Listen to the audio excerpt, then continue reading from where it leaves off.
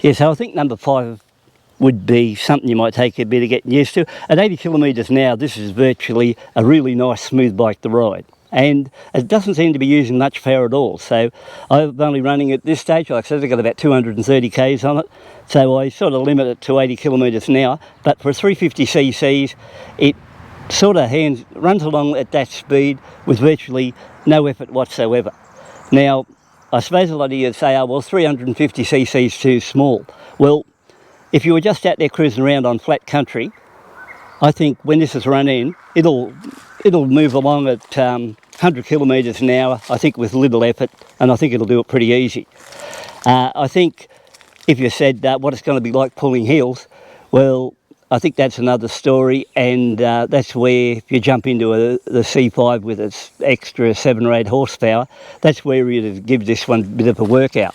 But what I could say is, if you rode a C5 and you rode one of these, this is by far the most comfortable bike to ride, and my thoughts after riding at 230 k's, if you said to me now, would you buy another C5 or rather ride this one?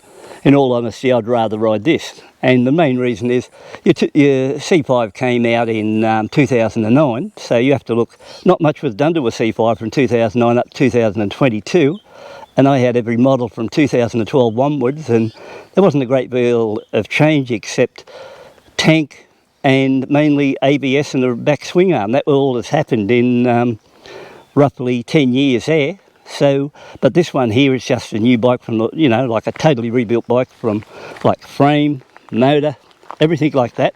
And more importantly, like I said, it'll run, I'd reckon it'd run with a C5 if you were just wondering about whether you should have a 500cc. I think it'll run with one under good grounds, and C5 would just beat you on the hills. So apart from that, you know, I had a fair bit of fun riding C5s, but now I'm onto this one. You know, the vibration is way down on a bike like this compared to what I'm used to, and I had some shockers.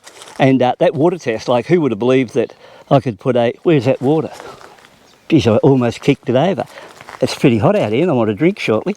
Yeah, so yeah, back to that thing. Who would have thought you could put on one of these Enfields a container of water, especially on the foot pegs, and even on the tank there. Yeah, it's unreal how smooth these bikes are considering where they come from, like or what it's like been before.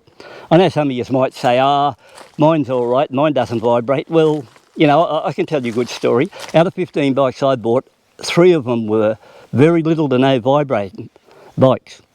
But the other ones, there were some real shockers amongst, you know, and like I said, I had 15 of them. So apart from that, well, what I might do is row that drone up, have a look what we're at here from a bird's eye view. And like I said, you know, if you want to come back to the channel, when this bike's run in and I can get out and cruise to some of the areas, we're going to head out and we're going to pull into places like this. So when you look at it, this is a better look of it. This is what a roadside rest area looks like in Australia, a better look. So there's your main road where that car just come past. So if you look up through the trees, so you just come in this entrance here, like this. There's no toilet facilities or something because these are old school. There is somebody put 3 old beds down there. They should be flogged. And you can just come in here as you're riding around or driving around, and they just pull up, have a bit of a rest and get going. The new breed of roadside rest areas, they've got toilets, some of them have got showers, and I might show you them on some of my trips. But more importantly, I know where all these ones are, and if I want to come along here and do a roadside cook, there's a very good chance I won't be annoyed by heaps of tourists coming in and wondering what you're up to. I've been here now half a dozen times and haven't seen anyone. So if you keep that in mind, you know, like this was the old road, you come into here, you swing around the corner, you go straight out that one then, or you go in that way and come out this way. I was going to actually build a cooking section in here, but a tree fell down compared to what I was last to, or limb. So I was going to do it in there, but it's a bit dry in there now. So when I start this idea, I think I'll swing out this way and probably do it around here one morning.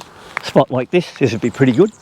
And do a bit of cooking there, so and then I can go out to a big dam here and we'll go out and have a look at the wall, and it's a nice scenery shot out there, and I can do a run out this way. And like I said, I've got quite a few of these places planned where we're going to do this, and I'm pretty sure overall you'll be pretty happy with what we can put together on it. So if you keep that in mind. You want to come back and view what goes on. I'm pretty sure, yeah, I tell you, the profile of that bike's good, isn't it? Really smart. Runs so nicely too. Pretty good on petrol too. Like I'll tell you later on, somebody will want to know what I'm getting economy-wise out of it. And I filled it up totally before I got the bike. And when I got the bike, it only had exact 0 kilometres on it. And I'll fill it up, I filled it up. I've got the trip meter set, and I'll be able to tell you later on what I get out of it. You know, these are a 13 litre tank, and then later on we're going to go into an in-depth review on what I think, and I'll bring the cameras out and we'll go on board and ride this maybe in the next clip or two. But today I just thought I'd come out and give you what I think if you switch to one of these are the 5 most unusual features you might strike compared to if you had been on a C5 or a B5 or G5 if you've got the earlier model. So any of those ones, they all run the same motor. And so once again, thanks for tuning in, taking a look, and I will catch up with you on the next clip, and bye for now.